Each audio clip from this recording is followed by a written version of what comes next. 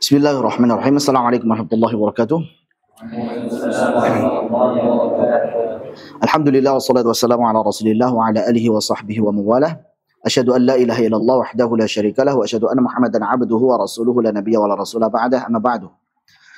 Ikhwah dan juga akhwat sekalian yang semoga dirahmati oleh Allah Subhanahu wa taala. Alhamdulillah pada siang hari ini Allah Subhanahu wa taala masih memberikan kesempatan untuk melanjutkan kembali insyaallah kajian kita membahas kitab Risalatun fil Waqfi ala Kalla wa Bala wa Ba'dul Kalimati fil Qur'anil Azim karya Syekh Ali bin Muhammad Taufiq An-Nahas hafizallahu taala. Dan alhamdulillah kita sudah sampai pada sesi yang terakhir. Kita insyaallah akan melanjutkan pada kaidah waqaf sebelum huruf syarat in. Jadi kalau tadi alhamdulillah kita sudah menjelaskan bagaimana waqaf sebelum huruf syarat law, yaitu intinya adalah kalau maknanya sudah sempurna sebelum huruf syarat law maupun in, maka kita berhenti di situ. Jadi sebelum law maupun in. Silakan dilihat halaman 70. Di sini beliau mengatakan, adapun huruf syarat in, maka ia sebagaimana yang telah kami katakan, yaitu menjazmkan dua fiil atau dua kata kerja. Yang satu fiil syarat, yang satunya lagi adalah jawab syarat. Dan jawab syarat ini boleh dihilangkan sebagaimana yang akan dijelaskan pada contoh-contoh berikut. Itu kaidahnya ya. Jadi in itu dia menjazmkan dua fiil, dua kata kerja. Ya, yaitu fi'il syarat, kemudian jawab syarat. Jawab syaratnya ini boleh dihilangkan. Boleh dihilangkan sebagaimana contoh-contoh berikut ini. Kita lihat di sini. Tempat yang pertama yaitu di surah Asy-Syu'ara ayat 24. Allah Subhanahu wa taala berfirman, "Qala rabbus samawati wal ardi wama bainahuma." Dia mengatakan, yaitu Musa alaihissalam, Nabi Musa alaihissalam mengatakan, Allah adalah rabbus samawati wal ardi. Rabbnya, Tuhannya langit dan juga bumi, wa ma bainahuma, dan apa yang ada di antara keduanya. Ini ayat sebelumnya, qala Fir'aun wa ma rabbul alamin. Fir'aun mengatakan, Rabb semesta alam itu siapa sih? Maka Musa pun menjawab bahwasanya Rabb semesta alam yaitu Allah Subhanahu wa taala itu adalah Rabb langit dan bumi dan apa yang ada di antara keduanya, yaitu Allah Subhanahu wa taala. In kuntum muqinin, jika kalian adalah orang-orang yang yakin. Baik, di sini kita berhenti pada kata wa ma bainahuma. Karena Rabbus samawati wal ardi wa ma bainahuma ini maknanya sudah selesai. Musa mengatakan bahwasanya Allah adalah Rabb langit, bumi dan juga apa yang ada di antara keduanya. Ini sudah sempurna. In kuntum muqinin, jika kalian adalah orang-orang yakin atau orang yang meyakini segala apapun itu, maka kalian lebih berhak untuk meyakini bahwasanya langit, bumi dan apa yang ada di antara keduanya ini ada penciptanya, yaitu Allah Subhanahu wa taala. Jadi tidak ujuk-ujuk atau tiba-tiba ada sendiri sebagaimana keyakinan orang-orang ateis. Tidak ada penciptanya, tidak ada pembuatnya. Semuanya ada begitu saja. Padahal meja saja ada yang membuat, ada yang menyusun. Ini alam semesta yang begitu besar, manusia yang begitu rumit, kok tiba-tiba katanya ada sendiri. Maka tentunya ini salah. In kuntum muqinin. Asy-Syaukani berkata, jika kalian meyakini sesuatu dari banyak hal, maka ini lebih utama untuk diyakini. Jadi kalau kalian meyakini sesuatu dari banyak hal, maka ini lebih layak untuk diyakini. Yaitu kita meyakini bahwasanya langit, bumi, dan apa yang ada di antara keduanya ini ada penciptanya, yaitu Allah Subhanahu wa taala. Baik, intinya seperti itu. Jadi jelas ya, kita waqaf pada wa ma bainahuma karena memang sudah sempurna. Sedangkan in kuntum muqinin, jika kalian adalah orang-orang yang yakin, maka jawab syaratnya mahdhuf, dibuang. Jika kalian adalah orang-orang yang yakin, meyakini segala sesuatu, baik, maka hal ini lebih layak untuk diyakini bahwasanya Allah lah yang menciptakan semua ini. Sehingga kita tidak perlu untuk mewasalnya. Qala rabbus samawati wal ardi wa ma bainahuma in kuntum muqinin. Kalau nanti diwasal, khawatirnya menimbulkan makna yang rancu. Ya. Dia mengatakan, jadi Musa mengatakan Allah adalah Rabb langit dan bumi dan apa yang ada di antara keduanya jika kalian adalah orang-orang yang yakin. Ya, seolah-olah Allah menjadi Rabb langit, bumi dan juga apa yang ada di antara keduanya itu bergantung pada keyakinan mereka. Kalau mereka yakin ya Allah jadi Rabb langit dan bumi serta apa yang ada di antara keduanya, kalau mereka tidak yakin ya Allah nggak jadi Rabb langit dan bumi dan apa yang ada di antara keduanya. Baik. Nah, untuk menghilangkan kerancuan itu maka berhenti saja, sudah selesai. Qala rabbus samawati wal ardi wa ma bainahuma in kuntum muqinin. Demikian. Faham ya insyaallah? Lanjut. Contoh yang kedua adalah surah Asy-Syu'ara ayat 28. Allah Subhanahu wa taala berfirman, ini masih kisah yang lanjutannya. Qala rabbul masyriqi wal maghribi wa ma bainahuma in kuntum ta'qilun. Ayat sebelumnya, qala inna rasulakum alladhi ursila ilaikum lamajnun. Ini Musa alaihi salam lagi berdakwah kepada Firaun dan juga kaumnya. Kemudian Firaun menimpali, inna rasulakum alladhi ursila ilaikum lamajnun. Sesungguhnya seorang rasul, utusan yang diutus kepada kalian ini benar-benar orang yang gila ini. Meskipun demikian Nabi Musa alaihissalam tidak memperdulikannya, sudah lanjut saja dakwahnya. Ya. Beliau tidak langsung terpengaruh dengan ejekan daripada Fir'aun tersebut. Lanjut saja dakwahnya. Qala rabbul masyriqi wal maghribi wa ma bainahuma in kuntum ta'qilun. Jadi berhenti di situ. Qala rabbul masyriqi wal maghribi wa ma bainahuma in kuntum ta'qilun. Demikian.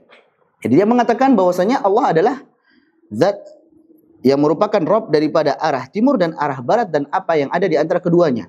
Allah adalah Rabb arah timur, arah barat dan apa saja yang ada di antara keduanya. In kuntum ta'qilun, jika kalian itu berakal, jika kalian itu mengerti, maka seharusnya kalian pun mengerti bahwasanya ini semua Rabb-nya adalah Allah Subhanahu wa taala. Kita lihat di sini. Al-Fakhrur Razi berkata di dalam tafsirnya, jika kalian termasuk orang-orang yang berakal, ini ditujukan kepada Firaun dan juga pengikutnya, niscaya engkau mengetahui bahwa tidak ada jawaban dari pertanyaanmu tersebut kecuali apa yang telah aku sebutkan. Ya, jadi Al-Khazin beliau menjelaskan demikian pula di dalam tafsirnya. Sedangkan Al-Imam An-Nasafi menjelaskan terkait firman Allah Ta'ala, in kuntum ta'qilun, jika kalian memiliki akal, niscaya kalian mengetahui bahwa tidak mungkin mengetahui kecuali dengan cara ini. Ala kulli hal, intinya maknanya itu sudah sempurna pada wa ma bainahuma. Jadi qala rabbul masyriqi wal maghribi wa ma bainahuma. Sudah sempurna di situ. In kuntum ta'qilun, jika kalian adalah orang-orang yang berakal, maka kalian pun seharusnya bisa mencerna ini semuanya. Bahwasanya arah timur, arah barat dan apa saja yang ada di antara keduanya ini Rabb-nya, Tuhannya adalah Allah Subhanahu wa taala. Demikian. Ya jelas ya insyaallah. Jadi jangan sampai diwasal. Qala rabbul masyriqi wal maghribi wa ma bainahuma in kuntum ta'qilun. Kenapa? Karena kalau diwasal nanti jadi rancu.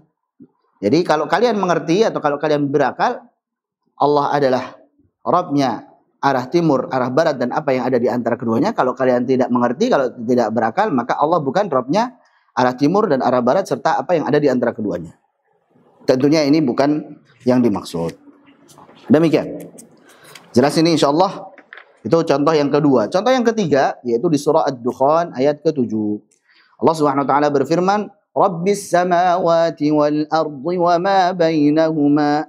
Allah adalah Rabb langit dan bumi dan apa yang ada di antara keduanya. Ayat sebelumnya adalah rahmatan mir rabbik, sebagai bentuk rahmat kasih sayang Allah Subhanahu wa taala. Ya. Innahu huwas samiul alim, sesungguhnya dia adalah zat yang maha mendengar lagi maha mengetahui. Ya, siapa itu Rabb kamu itu, maksudnya mir rabbik itu yaitu Rabbis samawati wal ardi wa ma bainahuma, yaitu Tuhannya langit, bumi dan apa yang ada di antara keduanya. In kuntum muqinin, jika kalian itu adalah orang-orang yang yakin. Baik. Al-Fakhrur Razi berkata di dalam tafsirnya, tafsir daripada Al-Fakhrur Razi adalah tafsir Al-Kabir, tafsir yang besar, memang besar, atau disebut juga dengan Mafatihul Ghaib. Jika kalian mencari dan menginginkan keyakinan, maka ketahuilah bahwa caranya sebagaimana yang kami katakan. Aku berkata, jelaslah di sini bahwa jawab syaratnya juga dihilangkan dan berhenti sebelum in adalah waqaf tam, sehingga tidak boleh dibaca wasal sebagaimana contoh yang sebelumnya. Jadi jangan sampai diwasalkan. Ya, jangan sampai diwasalkan karena nanti akan menjadi rancu pula. Demikian. Jadi intinya itu ya, insyaallah mudah. Dilanjutkan dan contoh yang semisal terdapat pada firman Allah Ta'ala di dalam surah As-Saff ayat ke-11 berikut ini. Dan ini semakin menunjukkan bahwasanya poin 1, poin 2, dan poin 3 itu hanya contoh saja ya. Belum semuanya disebutkan. Ini hanya contoh saja, diberikan kaidah, kemudian diberikan contoh. Nantinya kalau antum ketemu lagi dengan kasus yang semisal, maka antum bisa mengkiaskannya, antum bisa analogikan, sehingga nanti antum tahu, oh ini di sini sudah sempurna maknanya, ya udah berhenti. Baik, kalau semuanya belum sempurna maknanya, ya jangan berhenti. Demikian. Contoh lain, misalkan, tu'minuna billahi wa rasulihi wa tujahiduna fi sabilillahi bi amwalikum wa anfusikum. Kalian beriman kepada Allah Subhanahu wa taala dan Rasulnya, dan kalian berjihad di jalan Allah Subhanahu wa taala dengan harta-harta kalian dan jiwa-jiwa kalian. Dzalikum khairul lakum. Hal yang demikian itu adalah lebih baik untuk kalian. Jadi beriman, kemudian juga beriman kepada Allah dan Rasulnya, kemudian juga berjihad dengan harta dan juga jiwa, maka ini lebih baik untuk kalian. In kuntum ta'lamun, kalau kalian mengetahui hal tersebut, niscaya kalian akan beriman kepada Allah dan Rasulnya dan juga berjihad dengan harta dan juga jiwa. Demikian. Jadi jawab syaratnya mahdhuf. In kuntum ta'lamun. Contoh lagi misalkan yang disebutkan di sini di halaman 74. Ya ayyuhalladzina amanu idza nudiya lis-salati min yaumil jumu'ati fas'au ila dzikrillahi wa dzarul bai'. Wahai orang-orang yang beriman, jika kalian diseru untuk melaksanakan salat pada hari Jumat, maka bersegeralah kalian untuk menjawab seruan tersebut dalam rangka mengingat Allah Subhanahu wa taala dan juga tinggalkanlah perniagaan.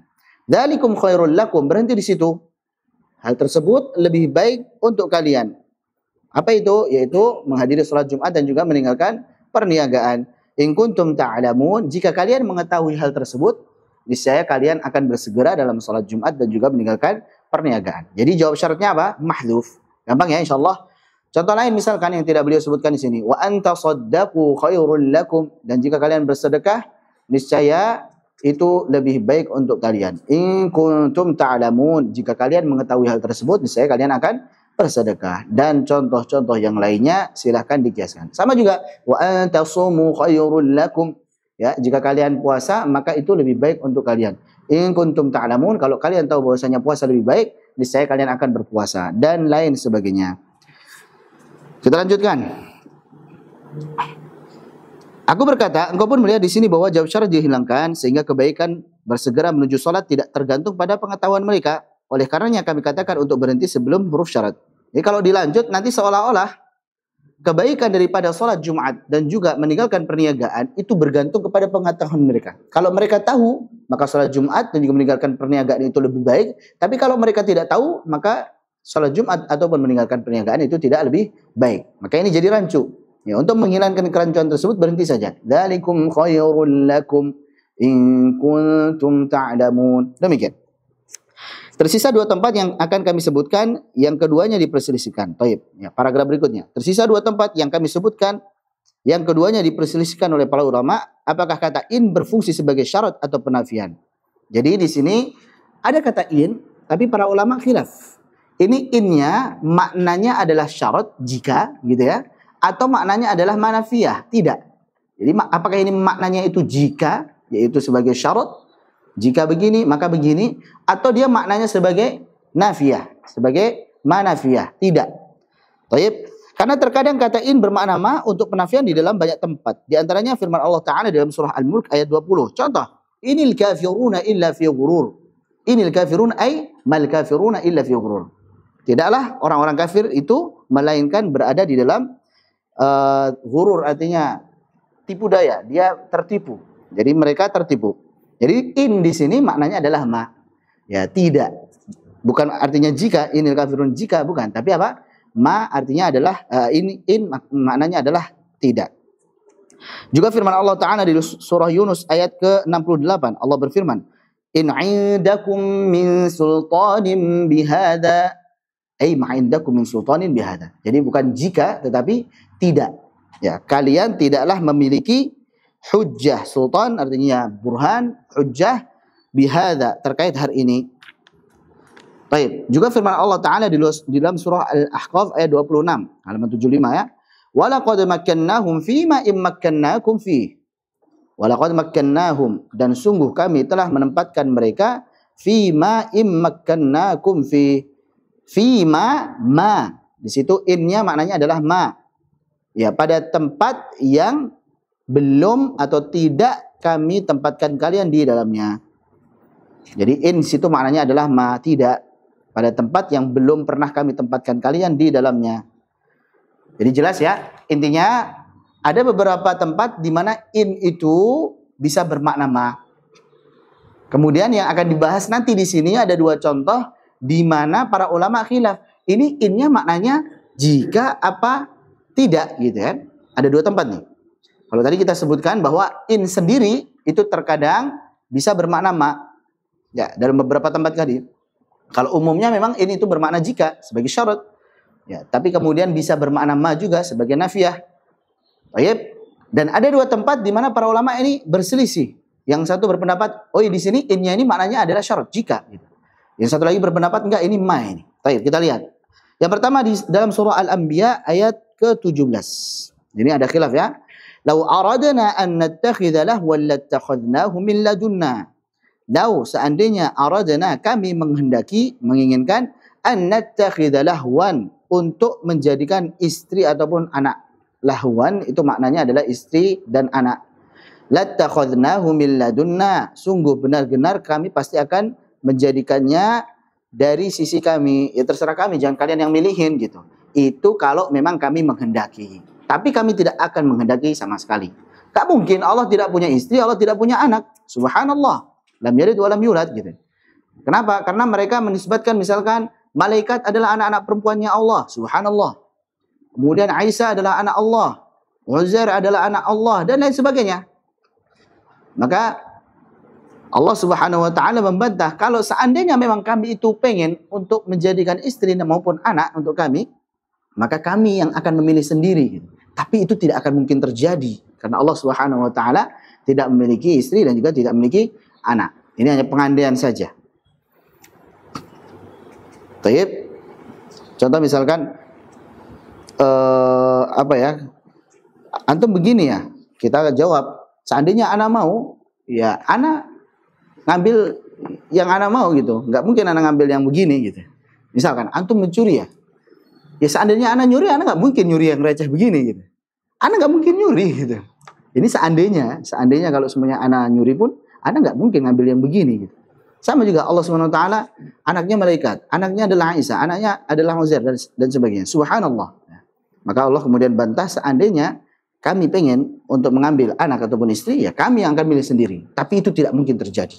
Karena Allah Subhanahu Wa Taala tidak memiliki istri maupun anak. Baik, in kunna fa'ilin. Nah, kita lihat di sini. Sebagian memaknai innya adalah sebagai jika. In kunna fa'ilin. Jika kami berkehendak untuk melakukannya. Jadi maknanya adalah in kunna fa'ilin adalah jika kami berkehendak untuk melakukannya, niscaya kami akan melakukannya. Tapi nyatanya kami tidak melakukan, gitu ya. Kita ulangin. Kalau kita maknai sebagai jika, maka maknanya adalah jika kami menghendaki melakukan, niscaya kami akan melakukannya. Tapi nyatanya kami tidak melakukan. Faham ya insyaallah? Baik, antum bisa lihat di sini. Ad-Dani berkata dalam Al-Muqtafa, berarti pada ladunna adalah waqaf tam. Jika in kunna dijadikan bermakna kami tidak mungkin melakukannya. Taib. Beliau menjelaskan sebagai ma terlebih dahulu. Nah, sekarang kita artikan sebagai ma. Ma kunna fa'ilin.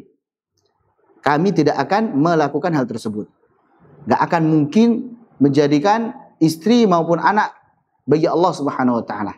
Jadi gak akan mungkin. Ini hal yang tidak mungkin. Jadi maknanya ada dua ya, jika atau tidak. Namun jika in dikaitkan dengan kalimat awal dengan perkiraan, sebenarnya kami mampu untuk melakukan hal tersebut, namun kami tidak akan melakukannya, maka berhenti pada ladunna adalah waqaf kafi. Dua-duanya mau antum menganggap in di sini sebagai jika ataupun in di sini sebagai ma, maka cara bacanya hanya satu saja. Ana ulangi. Mau antum menganggap ini sebagai jika, innya di sini sebagai jika, atau innya sebagai ma nafiyah sebagai tidak, maka caranya adalah dengan satu saja, yaitu dengan waqaf pada min ladunna. Lau aradna an nattakhidha lahwan lattakhadnahu min ladunna. Seandainya kami menghendaki untuk mengambil istri maupun anak, niscaya kami yang akan mengambil dari sisi kami sendiri. Kami yang akan milih. Waqaf di situ, sudah sempurna maknanya. In kunna fa'ilin, kalau kita artikan jika kami menghendaki untuk melakukannya, maka kami akan lakukan. Tetapi kami tidak lakukan hal tersebut. Ini kalau diartikan jika. Kalau diartikan ma kunna fa'ilin, namun kami tidak akan melakukannya. Sudah. Lebih jelas lagi, ma kunna fa'ilin. Kami tidak mungkin melakukan hal tersebut. Gak mungkin menjadikan istri maupun anak bagi Allah. Jadi mau antum artikan ini sebagai jika atau sebagai ma, tidak. Maka caranya hanya satu saja, yaitu waqaf pada min ladunnya. Itu ini intinya. Jadi gak bisa disambung ya. Nggak bisa lau aradna an nattakhidha lahwan lattakhadnahu min ladunna in kunna fa'ilin. Nggak bisa. Tapi kita lanjutkan dulu. Penulis Al-Manar yaitu Syekh atau Al-Imam Al-Ashmuni, Al-Manar maksudnya Manarul Huda. Penulis Al-Manar yaitu Manarul Huda, Syekh atau Al-Imam Al-Ashmuni berkata, jika ini dijadikan bermakna penafian yaitu kami tidak, maka itu termasuk waqaf tam. Intinya berhenti. Antum mau jadikan in sebagai manafiyah? Tidak. kami tidak mungkin melakukannya, maka itu termasuk wakaf tam. Berhenti pada min ladunna termasuk wakaf tam. Namun jika in dijadikan sebagai huruf syarat yang jawab syaratnya dihilangkan untuk menunjukkan lau padanya, maka tidak boleh berhenti. Tapi kalimat utuhnya diperkatakan seperti ini. Seandainya kami menghendaki, niscaya kami pasti telah membuatnya, namun kami tidak melakukannya. Aku berkata, berhenti pada min ladunna dengan perkiraan bahwa in adalah huruf syarat, maka termasuk wakaf tam. Jadi menurut Syekh Ali, bahwa berhenti pada min ladunna, kalau kita jadikan innya ini sebagai huruf syarat, sebagai jika, maka itu termasuk wakaf tam. Atau bisa juga termasuk wakaf kafi. Cukup sempurna sebagaimana disebutkan oleh Abu Amr Ad-Dani. Karena pernyataan syarat jika jawab syaratnya dihilangkan kemudian dibaca wasal dengan kalimat sebelumnya, maka akan menimbulkan kerancuan seolah kalimat sebelumnya adalah jawab syarat dari kalimat setelahnya. Baik, perhatikan. Ini kalau kita ada kalimat syarat yang jawab syaratnya itu mahdhuf. Sekali lagi, kalau ada kalimat syarat yang jawabnya syarat itu mahdhuf, kok ternyata disambung dengan sebelumnya, maka akan menimbulkan kerancuan makna. Makanya tadi Syekh Ali mengatakan jangan disambung, karena kalau disambung jadi rancu maknanya, begitu. Jelas ya? Kalau ada suatu kalimat syarat yang jawab syaratnya mahdhuf, ini kan syaratnya mahdhuf, jawab syaratnya. In kunna fa'ilin, jika kami berkehendak untuk melakukannya, maka pasti kami akan melakukannya, namun kami tidak mungkin melakukannya. Baik. Kalau disambung dengan sebelumnya, maka akan menimbulkan kerancuan makna, dan tentunya tidaklah demikian. Jawab syarat di sini dihilangkan sehingga diperbolehkan berhenti pada kata min ladunna dan memulai kembali dari in kunna fa'ilin. Baik kata in berfungsi sebagai penafian, perhatikan, baik itu innya kita artikan sebagai ma, sebagai tidak, kami tidak mungkin melakukannya, ataupun sebagai huruf syarat yaitu jika kami berkehendak melakukannya, maka kami pasti melakukannya, namun kami tidak mungkin melakukan hal tersebut. Allahu a'lam. Ini tempat yang pertama. Jadi kesimpulannya in di sini bisa dimaknai apa? Syarat maupun ma. Bisa dimaknai tidak maupun jika. Tempat yang kedua adalah surah Az-Zukhruf ayat 81. Tapi ini perlu ditegaskan lagi ya tadi ya, yang tempat pertama Al-Anbiya ayat 17, meskipun kita bisa artikan dua, bisa in sebagai syarat maupun manafiyah, tapi cara berhentinya satu saja, yaitu berhenti di miladunna, jangan diwasal. Adapun surah Az-Zukhruf ayat 81 Allah berfirman, "Qul in kana lirrahmani walad fa ana awwalul 'abidin." Perhatikan di sini. Yang ini agak sedikit berbeda dari yang pertama. Qul, katakanlah wahai Nabi Muhammad sallallahu alaihi wasallam, "In kana lirrahmani walad." In di sini bisa dimaknai sebagai jika. Jika Allah yang Maha Pengasih itu memiliki anak, jadi katakanlah wahai Muhammad, kalau memang Allah itu punya anak, fa ana awwalul 'abidin. Katakanlah bahwasanya kata Muhammad nih, akulah yang pertama kali menyembah anak tersebut. Kalau memang Allah punya anak, tapi kan Allah nggak punya anak, nggak mungkin. Subhanallah, dan nggak mungkin gitu. Nggak mungkin Tuhan punya anak. Tuhan juga nanti jadi tua dan kemudian tidak lulus sebagai syarat sebagai Tuhan. Jadi ini hanya tantangan saja. Kalau memang Allah punya anak, aku yang akan pertama kali menyembah anak tersebut. Tapi nggak mungkin. Allah nggak punya anak gitu. Itu suatu hal yang mustahil. Jelas ya? Ini kalau kita maknai sebagai apa? Sebagai jika. Cara bacanya bagaimana? Diwasol. Nah, catat ini. Kalau dimaknai sebagai jika, sebagai syarat, maka cara bacanya hanya satu saja, yaitu diwasol. Qul in kana lirrahmani waladun fa ana awwalul 'abidin. Sehingga fa ana awwalul 'abidin sebagai jawab syaratnya. Kalau memang Allah itu punya anak, maka akulah yang pertama kali akan menyembah anak tersebut. Tapi Allah tidak punya anak dan tidak mungkin punya anak, maka aku tidak akan menyembah anak tersebut. Jelas ya? Cara yang kedua adalah kalau kita maknai innya di sini sebagai ma, sebagai tidak. Qul, katakanlah wahai Nabi Muhammad sallallahu alaihi wasallam, ma kana lirrahmani walad. Allah itu tidak punya anak. Maka cara bacanya adalah dengan waqaf pada kata walad. Kalau kita maknai innya sebagai tidak, maka cara bacanya adalah dengan waqaf. Qul in kana lirrahmani walad. Katakanlah Allah yang Maha Pengasih tidak punya anak. Sudah sempurna.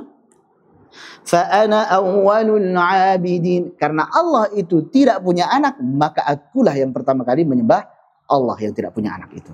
Ini bukan berarti benar-benar Rasulullah adalah yang pertama kali menyembah Allah. Enggak, sebelumnya lagi ada gitu. Nabi-nabi sebelumnya, orang-orang sebelumnya, bahkan para malaikat, mereka sudah menyembah Allah. Hanya saja ini maksudnya sebagai tantangan gitu ya. Allah itu nggak punya anak gitu. Taib fa ana awwalul abidin. Karena Allah enggak punya anak, itulah akulah orang yang pertama kali menyembahnya. Demikian. Jadi mafhum insyaallah. Jadi ada dua cara ya. Kalau dimaknai sebagai jika, maka diwasal. Kalau dimaknai sebagai tidak, maka wajib diwaqaf. Jadi kalau semuanya antum waqaf, oh berarti antum maknai ini sebagai tidak ini. Tapi kalau antum wasal, berarti antum maknainya sebagai jika. Mafhum? Tayyib. Jadi itulah tadi intinya. Alhamdulillah untuk kaidah berhenti sebelum in maupun lau sudah selesai. Sekarang kita lanjutkan pada halaman 83. Silakan dibuka halaman 83. Kita akan lanjutkan pada bab penutup. Berkata An-Nazim hafizahullah ta'ala di bait 12 dan 13. Fa in taba qawli kana fadlan wa minnatan min Allah dzil fadlil 'azim madad dahri. Maka jika ternyata perkataanku ini benar, ternyata ijtihadku ini benar, kan ini beliau Syekh Ali sedang berijtihad nih. Ini masalah waqaf, ibtida seperti ini kan ijtihadiyah. Jadi berbeda antara satu ulama dengan ulama yang lainnya, itu biasa. Tapi saat dia menentukan saya berhenti, saya lanjut, itu dengan apa? Dengan ilmu, dengan ijtihad. Baik, fa in taba qawli, jika memang perkataanku ini benar, pendapatku ini benar, kana fadlan wa minnatan. Sungguh ini semuanya murni karunia Allah Subhanahu wa taala dan juga pemberian darinya. Masya Allah. Jadi kalau kita mendapatkan kebaikan, berprestasi dan sebagainya, katakan hadza min fadli rabbi. Ini semuanya murni karunia Allah Subhanahu wa taala, bukan kehebatan kita. Baik, wa minnatan minallahi, dari Allah Subhanahu wa taala saja. Dzil fadlil azimi, ya, sang pemilik keutamaan yang agung. Allah lah zat yang memiliki keutamaan yang agung, madad dahri, sepanjang masa.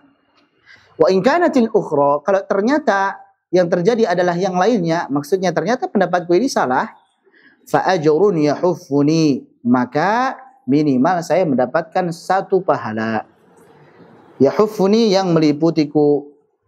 Karena seorang mujtahid ketika dia benar, tentunya dia berijtihad dengan keilmuannya, bersungguh-sungguh kepada Allah Subhanahu wa taala, maka pahalanya dua. Kalau ternyata salah ijtihadnya tersebut, pahalanya satu.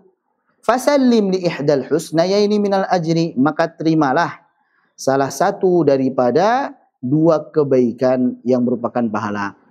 Jadi kalau semuanya kita salah dapat kebaikan, kalaupun memang benar lebih banyak lagi kebaikannya. Masya Allah. Ini fasallim li ihdal husnayaini minal ajri. Penjelasan. Al-Mula Ali Qari, beliau menyebutkan di dalam syarahnya terkait perkataan Al-Imam Ibnul Jazari. Ini membahas tentang walaysa fil Qur'ani min waqfin wajib atau yajib wala haramun ghaira ma lahu sabab. Jadi tidak ada di dalam Al-Quran ini wakaf yang wajib, tidak ada pula wakaf yang haram kecuali yang memiliki sebab. Jadi nggak ada wakaf yang, oh ini wakafnya wajib, antum wajib berhenti di sini, kalau antum nggak berhenti antum berdosa. Jadi maksudnya wakaf wajib adalah wakaf yang kita wajib berhenti di situ, kalau tidak berhenti maka menyebabkan kita berdosa. Ini nggak ada yang kayak gini. Ataupun wakaf haram, ini haram antum berhenti di sini, kalau antum berhenti di sini antum berdosa. Nggak ada itu dalam Al-Quran, kecuali yang ada sebabnya. Nah, apa itu sebabnya? Sebabnya sebagaimana yang dikatakan oleh Syekh Utsman Sulaiman Murad, yaitu ma'auhamal ma'na wa qarihi nawa. Yaitu apabila ternyata maknanya itu jadi rusak dan pembacanya sengaja melakukan hal tersebut. Jadi emang dia sengaja. Contoh kemarin seperti la ilah, tidak ada sesembahan misalkan. Dia sengaja melakukan hal tersebut. Ya ini dosa, bahkan bisa kufur.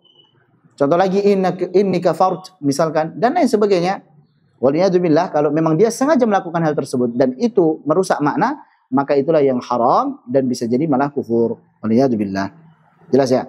Kesimpulan makna dari bait ini adalah bahwasanya dalam Al-Quran tidak ada wakaf wajib yang menjadikan seseorang berdosa saat meninggalkannya. Juga tidak ada wakaf haram yang menjadikan seseorang berdosa saat berhenti padanya. Jadi kalau ini wakaf wajib nih, antum kalau tinggalkan dosa. Ini wakaf haram nih, kalau antum berhenti dosa. Nggak ada wakaf seperti itu. Kecuali jika terdapat sebab diharamkannya berhenti padanya sehingga menjadikan pembacanya berdosa. Seperti jika seseorang sengaja memaksudkan berhenti pada wa ma min ilah, dan tidak ada sesembahan. Juga inni kafart, sesungguhnya saya telah kufur. Kalau dia sengaja melakukan hal tersebut, emang berniat melakukan hal tersebut, dia paham dan ternyata maknanya rusak seperti ini, maka ini menjadi haram bahkan kufur. dan ayat lain yang semisalnya. Aku berkata, Syekh Ali berkata, pengharaman tersebut tidak hanya terbatas pada ayat tentang kekufuran saja. Jadi bukan hanya yang dilarang itu tentang kekufuran saja. Bahkan yang lainnya juga bisa. Contoh, namun berlaku juga pada setiap yang merusak makna seperti berhenti pada kata wa man jaa'a bis-sayyi'ah di dalam firman Allah, man jaa'a bil hasanati falahu 'asyru amsalihha wa man jaa'a bis-sayyi'ah. Barang siapa yang dia berbuat baik satu kebaikan maka baginya 10 kali lipatnya, dan juga demikian pula orang yang mendatangkan keburukan. Jadi kalau berhenti di sini dengan sengaja, seolah-olah orang yang berbuat baik dan orang yang berbuat buruk itu sama-sama dapat 10 pahala. Maka ini salah ini. Baik. Jadi ini wakaf yang salah. Kalau dia sengaja melakukannya haram. Maka berhentilah di sini. Man jaa'a bil hasanati falahu 'asyru amsalihha. Sudah wakaf saja. Sudah selesai kalimatnya. Wa man jaa'a bis sayyi'ati fala yujza illa mithlaha. Dan barang siapa yang dia mendatangkan satu keburukan, dia berdosa satu kali, maka tidaklah dia dibalas kecuali dengan yang semisalnya. Maksudnya kalau dia melakukan satu maksiat, dosanya satu. Tapi kalau melakukan satu kebaikan, pahalanya 10. Ini Masya Allah. Ya, keistimewaan umat Nabi Muhammad, kalau melakukan dosa satu kali, dosanya satu. Tapi kalau melakukan kebaikan satu, maka pahalanya minimal 10. Itu minimal. Ada sebagian yang 700, bahkan ada yang tidak terhingga, itu pahala sabar. Ini pahala sabar ini pahala yang paling luar biasa. Ini makanya hal yang tidak terbatas pahalanya adalah sabar. Semua amalan itu diketahui pahalanya kecuali sabar. Sebagaimana perkataan daripada Sulaiman bin Al-Qasim, kullu amalin yu'rafu thawabuhu illa sabar. Setiap amalan itu diketahui pahalanya, sudah tahu ini pahalanya 10 nih, ini pahalanya 700 nih, kecuali kesabaran. Kenapa? Innama yuwaffas sabiruna ajrahum bighairi hisab. Ya, hanya orang-orang yang sabar saja yang pahalanya dilipat gandakan tanpa batas. Demikian. Jadi banyak-banyak sabar saja. Atau berhenti pada kata fala yujza. Misalkan ada orang, wa man jaa'a bis sayyi'ati fala yujza, dan barang siapa yang dia berbuat buruk maka tidak akan dibalas. Ini bahaya, haram. Kalau memang dia sengaja melakukannya dengan mengotak-ngatik seperti itu, merusak makna seperti itu, maka ini pun juga haram. Barang siapa yang dia berbuat buruk maka tidak akan dibalas sehingga menjadi senjata dia untuk mengesahkan keharaman-keharaman, maka ini tentunya haram, bahkan bisa jadi kufur juga. Dia libas semuanya ini yang haram-haram karena katanya ada dalilnya. Mana dalilnya? Wa man jaa'a bis sayyi'ati fala yujza. Barang siapa yang dia berdosa maka tidak akan dibalas dosanya tersebut. Masya Allah. Maka ini juga wakaf yang haram. Begitu pula pada firman Allah Ta'ala, wa man jaa'a bis sayyi'ati fala yujza alladziina 'amilus sayyi'ati illa ma kanu ya'malun. Jika berhenti pada kata as-sayyi'at, maka ini pun juga sangat buruk. Jadi kalau kita wa man jaa'a bis sayyi'ati fala yujzal ladzina 'amilus sayyi'at, dan barang siapa yang berbuat buruk maka orang yang berbuat buruk tidak akan dibalas. Fala yujzal ladzina 'amilus sayyi'at. Ini kan bahaya. Ya, siapa yang berbuat buruk maka orang yang berbuat buruk tersebut tidak akan dibalas. Enggak apa-apa, enggak dosa. Masya Allah. Ini sebagai pengesahan untuk berbuat dosa, maka ini adalah wakaf yang haram. Karena akan merusak makna. Maka maksudnya adalah selain pembaca Al-Quran berhenti jika maknanya telah sempurna, dan tidak diperbolehkan berhenti jika maknanya menjadi rusak saat berhenti padanya. Seperti tadi contoh-contohnya. Adapun apa yang kami sebutkan tentang wakaf tam, nah ini sudah kita bahas ya. Apa itu wakaf tam, apa itu wakaf kafi, apa itu wakaf hasan, dan apa itu wakaf qabih. Ya, untuk wakaf tam, kafi, dan hasan itu wakaf yang jaiz, boleh berhenti padanya. Kita juga sudah jelaskan secara detail. Sedangkan wakaf qabih adalah wakaf yang ghairu jaiz. Selanjutnya, Syekhul Islam Zakaria Al-Ansari berkata dalam Al-Maqsid, pembaca Al-Quran itu diibaratkan seperti musafir. Ya, kita ini yang membaca Al-Quran seperti musafir, orang yang melakukan perjalanan. Sedangkan tempat-tempat berhenti itu diibaratkan seperti tempat-tempat yang disinggahi oleh musafir, dan itu berbeda-beda. Jadi kita bisa berhenti di rest area ini, bisa berhenti di sana, bisa berhenti di sana, dan itu beda-beda. Ada yang tempatnya enak, ada yang tempatnya kurang enak, ada yang tempatnya perfect, paling nyaman, pokoknya banyak airnya, kemudian rindang, kemudian mantap lah, view-nya juga cakep, dan sebagainya. Ada yang biasa saja, masih kurang, dan sebagainya. Kita akan lihat di sini. Di antaranya ada yang sempurna, ada pula yang bagus, seperti perbedaan tempat singgah yang tamannya subur, terdapat air yang segar, dan tempat untuk berteduh, sedangkan manusia berbeda saat berhenti. Di antara mereka ada yang berhenti sesuai habisnya nafas. Nah, yang jadi masalah, pengennya berhenti di sana sebenarnya, itu paling enak itu tempatnya itu. Tapi mau sampai sana udah habis napasnya, bahaya ini. Bensinnya habis ibaratnya. Ya udah berhenti dulu di rest area yang terdekat gitu. Sama juga saat kita nggak kuat napasnya, walaupun kita tahu ini yang paling bagus berhentinya di sana nih, tapi kepanjangan napas sana nggak kuat, maka berhenti dulu di yang terdekat. baru kemudian ngulangin lagi kalau memang maknanya belum sempurna, kemudian apa? Lanjut lagi sampai kepada tempat pemberhentian yang paling sempurna, waqaf tam, waqaf yang memang sudah tuntas, tidak ada kaitan dari segi i'rab maupun makna. Itu gambarannya. Baik, di antara mereka ada yang berhenti sesuai habisnya nafas, sedangkan sebagian yang lain berhenti di setiap akhir ayat. Dan yang ideal adalah berhenti di tengah ayat meskipun mayoritas orang berhenti di akhir ayat. Baik, ini ijtihad Syekh Ali. Jadi perhatikan. Kita biasa berhenti di akhir ayat karena berpendapat bahwasanya berhenti di akhir ayat adalah sunnah. Ya, kanat qira'atu Rasulullah sallallahu alaihi wasallam murattalan ayatan. Ya, bacaan Nabi sallallahu alaihi wasallam itu tartil, rapi, tayyib, dan berhenti di akhir ayat Ya, ini ayatnya yang pendek-pendek ya. Ya, tidak langsung ayat yang panjang dilibas semuanya, enggak. Ya, berhenti dulu di tengah ayat, begitu. Tapi setiap akhir ayat itu berhenti. Dijadikannya ayat karena memang Rasulullah pernah berhenti di situ. Tayyib. Kita lanjut dulu. Tapi Syekh Ali, beliau tidak berpendapat demikian. Walaupun akhir ayat, kalau maknanya belum selesai, udah lanjut aja. Karena patokannya bukan akhir ayat, tapi apa? Makna. Beliau sebutkan di sini. Tayyib. Padahal tidak setiap akhir ayat itu boleh berhenti. Nah, ini pendapat beliau ya. Padahal tidak setiap akhir ayat itu boleh berhenti. Walaupun itu akhir ayat, tapi kalau semuanya maknanya belum sempurna, nggak boleh berhenti. Tidak setiap akhir ayat itu antum boleh berhenti. Ini menurut beliau ya. Dan jika padahal tidak setiap akhir ayat itu boleh berhenti karena patokannya adalah makna. Sedangkan nafas mengikuti makna tersebut. Nah, kita sesuaikan nafasnya sesuai dengan sampainya makna tersebut, bukan hanya pada akhir ayat saja, bukan.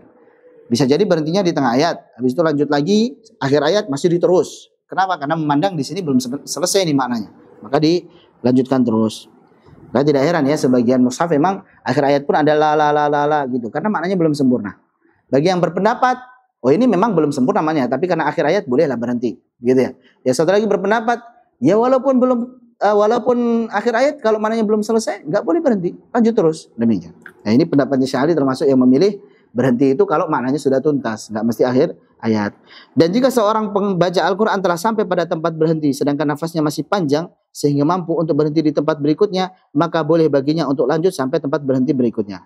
Jadi begini, kaidahnya kalau memang ada sebenarnya di depannya itu ada tempat pemberhentian, tapi nafasnya masih kuat, ya, nafasnya masih kuat, maka tidak mengapa kita berhenti di tempat yang lebih jauh, ya, asalkan memang tidak membuat rancu maknanya, asalkan memang tidak membuat rancu. Beda kalau semuanya membuat rancu tadi ya, ya ini tidak masalah. Ini boleh berhenti di sini, tapi kalau semuanya lanjut, antum masih kuat itu nggak apa-apa. Beda kalau semuanya ternyata kalau antum lanjut ini jadi rancu nih maknanya, maka ini tidak boleh. Namun jika ia menyadari bahwa nafasnya tidak akan mencapai tempat berhenti tersebut, maka lebih baik ia tidak memaksakan diri dan berhenti di tempat yang lebih dekat. Kalau emang mau akhir ayat tapi nggak nyampe, atau mau maknanya sampai tuntas tapi nafasnya nggak nyampe, ya udah sadar diri. Di sini saja berhentinya, nanti ngulang sedikit, baru sambung lagi, ngulang sedikit, baru sambung lagi, baru sampai tujuan.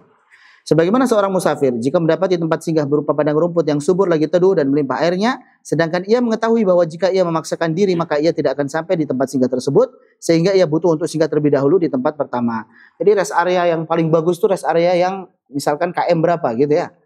Cuman kalau kita lanjut terus nih bensin kita nggak nyampe nih, ya harus berhenti dulu. Ya udahlah, isi bensin dulu di rest area yang terdekat dengan kita, walaupun nggak sebagus rest area yang nanti kita akan kunjungi. Di sini gersang ya, kemudian nggak ada yang jualan sama sekali, cuman ada bensin aja gitu.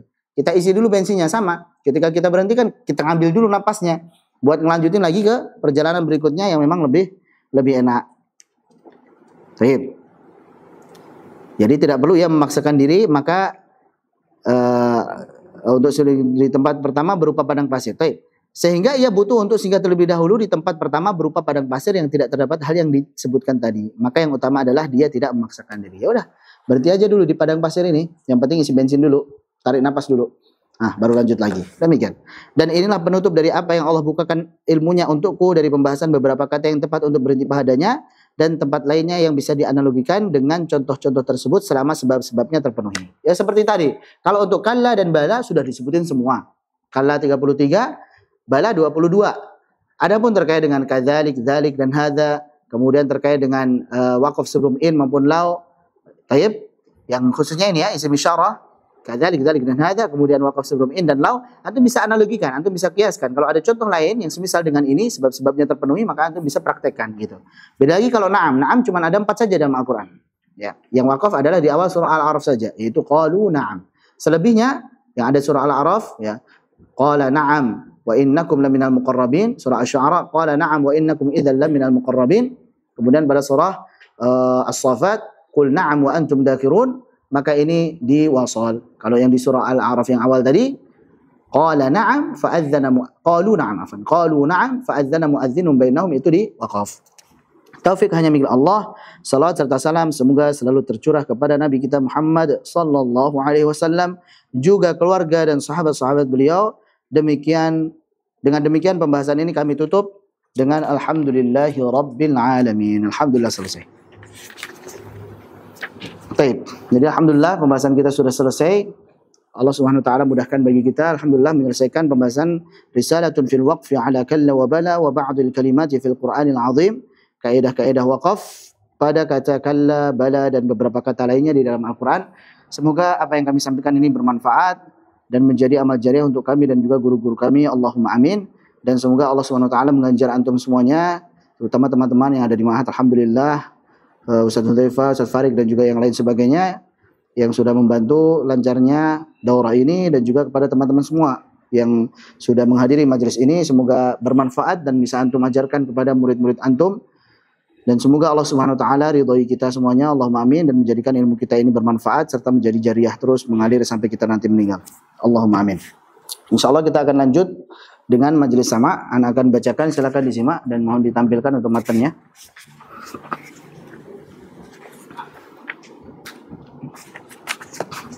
Ya, yang lain silakan disimak yang di awal-awal ya. Matanya saja halaman 7. Silakan dibuka halaman 7.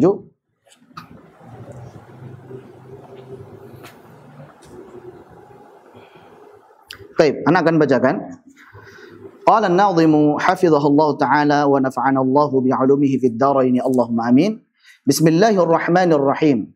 Bada'tu bihamdillahi dzil khalqi wal amri wa as'aluhu al-ikhlas fi as-sirri wal jahri wa azka salatin lin-nabiy wa alihi wa 'iddatuha dawman tajillu 'anil hasri wa ba'du fadha nadhmi likalla wa waqfiha wa atra biha tajlu al-masaila fi yusri faqif 'inda kalla fi awakhir maryam wa fil mu'minuna al-waqf wash-shu'ara fadri wa fi sab'in thumma al-ma'arij waqfuha wa fi ath-thani bit-tatfif wal-hamz wal-fajri ومدثر قبل الأخير كأول وفي عبس الأولى وصل سائر الذكر ووقف بلا كاف سوى مقسم به ومن قبل قد جاءتك في سورة الزمر ومن قبل لكن بالخلاف ثلاثة وقالوا بلا في الملك والوصل ذو قدر وإن تم معنى في كذلك قف به وذلك أو هذا بمعنى بها يسري ومن قبل لو أو إن إذا تم قف به فحذف جواب الشرط بعدهما يجري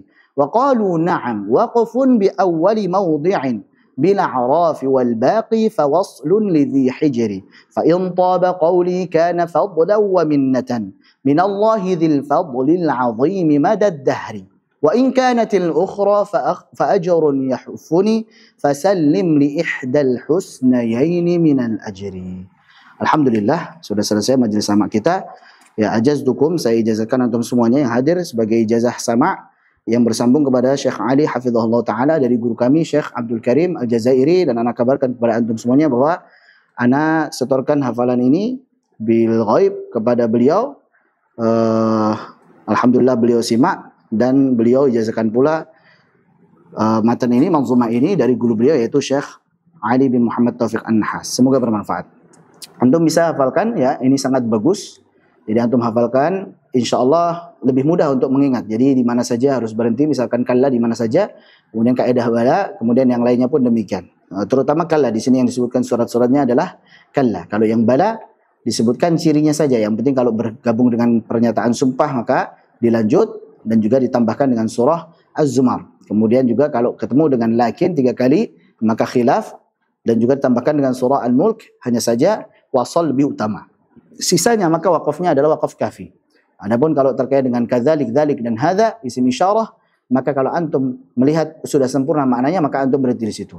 Sedangkan kalau terkait dengan lau maupun in, jika sebelum lau maupun in itu maknanya sudah sempurna maka berhentilah di situ. Adapun pada na'am maka berhentilah di satu tempat saja. Na'am ada 4 tempat dalam Al-Qur'an, yaitu awal surah Al-A'raf, kemudian surah Al-A'raf yang lainnya, kemudian surah Asy-Syu'ara dan surah As-Saffat yang berhenti hanya di awal surah Al-A'raf saja. Demikian. Jadi sudah selesai matan yang sangat ringkas ini dan dijelaskan Masya Allah oleh Syekh Ali, dan ana hanya menerjemahkan semampu ana, dan tentunya masih banyak sekali kekurangan. Ya, sekali lagi kalau antum temukan kekurangan maka jangan sungkan untuk mengoreksi. Insya Allah kami akan koreksi. Demikian. Nanti insya Allah ijazahnya di share di grup ya, insya Allah. Dan antum standby bagi yang memang belum ada filenya, misalkan antum temuin nama antum nggak ada, langsung segera ya, jangan nunggu sampai 2 hari, 3 hari, 1 pekan. Nanti biasanya juga adminnya lama juga prosesnya lagi. Jadi hari ini masih hangat, langsung saja bilang ana belum ada gitu. Jangan lihat ana nggak ada tapi diem aja gitu. Jadi kalau memang nggak ada bilang supaya langsung diproses hari ini juga. Nah, tapi kita tutup dengan doa kafaratul majlis, dan semoga Allah mudahkan bagi kita untuk bisa mempelajari ilmu tajwid dan ilmu-ilmu yang lainnya, khususnya lagi mempraktekkan dan juga mengajarkannya, dan semoga Allah pertemukan kita di pertemuan yang lebih baik lagi insyaallah. Subhanakallahumma hamdik asyhadu an la ilaha illa anta astaghfiruka wa atubu ilaik. Wassalamualaikum warahmatullahi wabarakatuh.